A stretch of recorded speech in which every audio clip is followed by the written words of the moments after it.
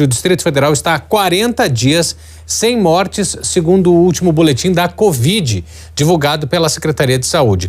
Um número que traz alívio depois de mais de 2 anos de restrições e vidas perdidas, né?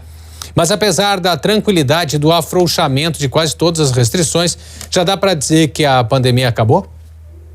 Na unidade de terapia intensiva que a doutora Ana percorreu pouco antes de conversar com a gente, já não há pacientes graves. E a baixa frequência de pessoas com Covid em UTI tem sido rotina para a infectologista desde o fim do ano passado. Mas não, a pandemia não acabou. Definitivamente ela não acabou, até porque a gente tem que lembrar que diariamente a gente tem muitos casos, não somente no Brasil, como no mundo inteiro. A gente só pode dizer que a pandemia acabou, né, quando a gente tiver pelo menos a chancela de um órgão nacional, internacional, que seria a OMS. Cada país ele é independente para ter suas normas, mas é de bom tom a gente seguir essas regras da OMS, né? A gente está muito mais perto do fim, mas a gente ainda tem um pequeno caminho para percorrer. Na quarta-feira passada, o diretor-geral da Organização Mundial de Saúde disse em uma entrevista que sim, estamos caminhando para o final, mas a pandemia da Covid-19 ainda não acabou.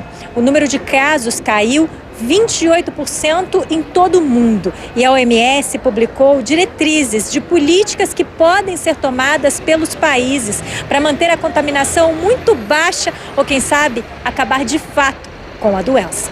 Este fim de semana, o presidente dos Estados Unidos, Joe Biden, disse que por lá a pandemia não existe mais. A declaração repercutiu de forma polêmica. As decisões governamentais não incluem apenas questões de saúde, mas também a previsão de orçamento para o combate da doença e outras medidas políticas. Aqui no Brasil, o Ministério da Saúde ainda trata a Covid como pandemia e incluiu no plano de imunização contra a doença crianças com 6 meses a 4 anos de idade que passam a tomar doses da fabricante Pfizer. A quantidade é menor do que a administrada para os outros públicos. A vacina e a máscara em pessoas com sintomas gripais ainda são as principais armas para quem sabe, enfim, comemorar o fim da doença em breve. Costumo dizer que não existe nada na vida que seja 100% ruim, né? Infelizmente, a pandemia teve que vir para que a gente aprenda pequenos hábitos, né? Para que a gente se lembre que a imunização é importante não somente para a Covid, mas para todas as outras doenças que são imunopreveníveis, né? Que é de se considerar uma ignorância muito grande a gente ter uma vacina disponível que é chancelada por vários órgãos e a gente ainda assim optar por não vacinar, sendo que não existe essa contraindicação da pessoa, né? Então são esses pequenos hábitos que a gente vai precisar, teve que passar pela Covid para talvez, né, tentar incorporar eles. Então, já que nós tivemos que aprender a duras penas, que a gente leve alguma coisa de bom, né, para ao longo da vida e que ensine para as nossas crianças também. Na rua, a rotina parece ter voltado ao que era antes dos lockdowns e restrições.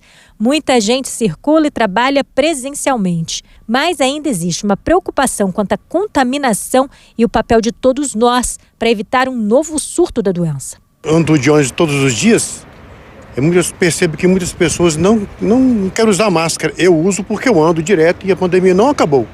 Tanto que também uso álcool e gel. As pessoas têm que prevenir mesmo, de qualquer jeito. Em todos os ambientes e também eu acho que todo mundo tem que usar máscara dentro dos ônibus e metrôs. Acho que, na minha opinião, ela não acabou. Ainda temos que continuar com os cuidados. Assim, em relação ao distanciamento também, tem que ficar bastante atento quanto a isso.